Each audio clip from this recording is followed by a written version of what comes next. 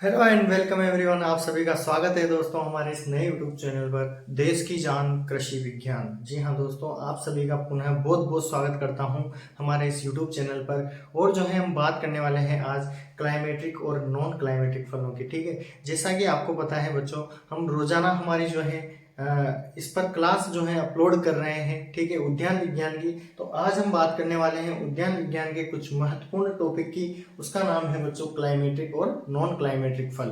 ठीक है, इसे हम कहते हैं, ये जो हमारे क्लासिफिकेशन होता है ये किसके अंदर आता है दोस्तों? पकने या शोषण के आधार पर। किस आधार पर?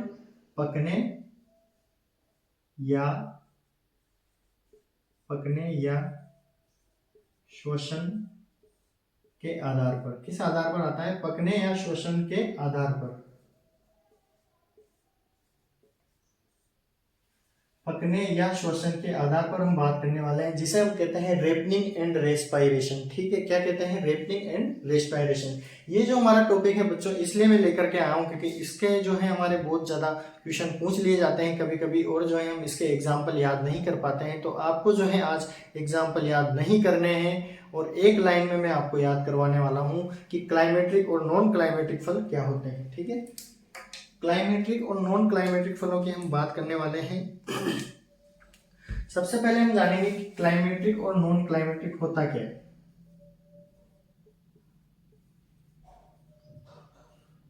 क्लाइमेट्रिक फल क्या होते हैं? क्लाइमेट्रिक फल जो होते हैं हमारे, उनके अंदर क्या होता है कि जो पकते हैं, तोड़ने के बाद हम उनको पका सकते हैं, या हम लिख सकते हैं कि तोड़ने के बाद हम उनको पका सकते हैं, या हम कह सकते हैं कि तोड़ने के बाद उनकी श्वसन दर जो होती है, श्वसन दर चालू रहती है या श्वसन दर में वृद्धि हो जाती है, इथाइलिन की दर में वृद्धि हो जाना।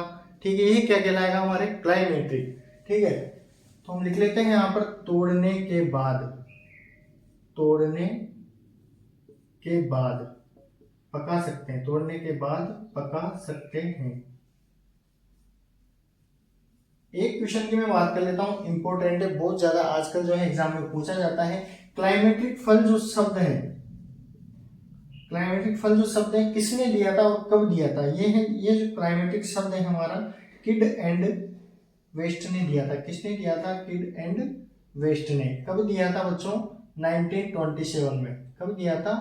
1927 में ये शब्द हमारा दिया था, क्लाइमेट्रिक एंड नॉन क्लाइमेट्रिक शब्द। ठीक है, तो क्लाइमेट्रिक शब्द ये हमारा दिया था किड एंड वेस्ट ने। किसने दिया था? किड एंड वेस्ट ने। तोड़ने के बाद हम इनको पका सकते हैं। ठीक है, श्वसन दर में क्या होता है? इनकी वृद्धि हो जाना, या जो है श्वसन दर का इक्वल रहना तोड़ने के बाद। ठीक है, यही हमारे क्या कहलाएंगे? क्लाइमेट्रिक फल। देन हम बात करते हैं कि इसकी जो ट्रिक है हमारी क्या है। ट्रिक की बात करते हैं कि जो फल मीठा, क्या होगा बच्चों? जो फल मीठा होगा वो क्या होगा? क्लाइमेट्रिक होगा। क्या होगा? क्लाइमेट्रिक होगा। तो हम जो है कुछ इंपॉर्टेंट हमारे एग्जाम्पल हैं उनकी भी बात करने वाले हैं। एग्जाम्पल हैं हमारे, जैसे कि हैं हमारे आम, जैसे कि हैं हमारे पपीता, आम, पपीता। हमारे इंपॉर्टेंट हैं चीकू, सीताफल। ये सब हमारे क्या हैं? क्लाइमेट्रिक फल हैं। कौन से हैं? क्लाइमेट्रिक फल हैं। आम, पपीता, चीकू, सीताफल।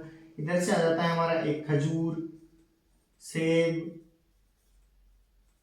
और एक हमारा फ्रूट है इंपॉर्टेंट जिसका आपने नाम नहीं सुना होगा तो आप सुन लेंगे या देख लेंगे यहाँ पर, जो है हमारा कौन सा है? एवोकाडो। क्या बोलते हैं इसको? एवोकाडो। एक फ्रूट होता है बच्चों, एवोकाडो। इसका जो बॉटनिकल नेम होता है क्या होता है? Persia Americana. क्या होता है?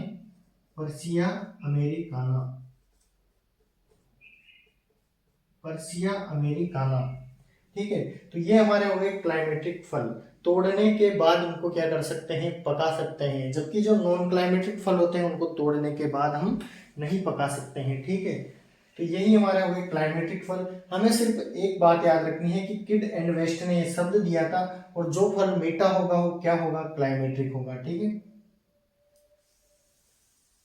जो क्लाइमेट्रिक फल होते हैं इनका क्या होता है कि पकने के बाद इनकी जो श्वसन दर होती है उसमें क्या होती है? वृद्धि हो जाना, इथाइलिन की दर में वृद्धि हो जाना। इथाइलिन एक हार्मोन होता है जो इनको फलों को पकाने के लिए काम में लिया जाता है। ठीक है, तो क्लाइमेटिक फल की हमने बात कर ली है। अब हम बात करने वाले हैं नॉन क्लाइमेटिक फल की। किसकी बात करने वाले हैं? नॉन क्लाइमेटिक फल। नॉन क्लाइमेटिक फल, इनको जो है नॉन क्लाइमेटिक ये जो शब्द है हमारा क्यों लिया गया है? क्योंकि ये जो है क्लाइमेट से संबंधित है, यानी जलवायु से, यानी कि जो है हमारे O2 CO2 होती है, पौधे जो है शोषण करते हैं, शोषण की क्रिया करते हैं।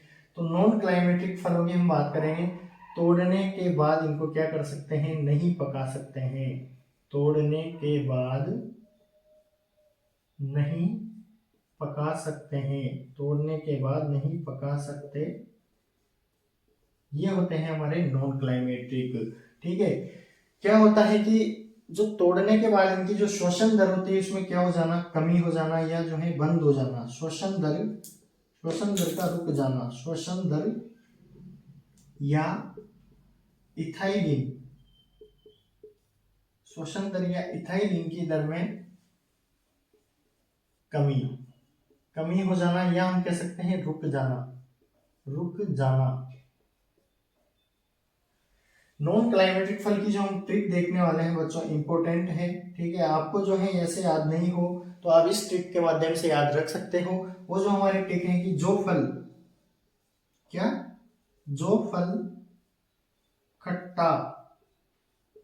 खट्टा होता है, या जो फल हम कह सकते हैं क्या होता है? जो फल खट्टा या कड़वा, तो वो फल हमारा क्या होगा बच्चों? नॉन क्लाइमेटिक होगा। बहुत अच्छी ट्रिक है, आप इस ट्रिक के माध्यम से जो है आप याद रख सकते हैं। ठीक है, जो फल खट्टा या कड़वा क्या होगा? Non climatic. एग्जाम्पल हम देख लेते हैं, आपके सामने आंवला है,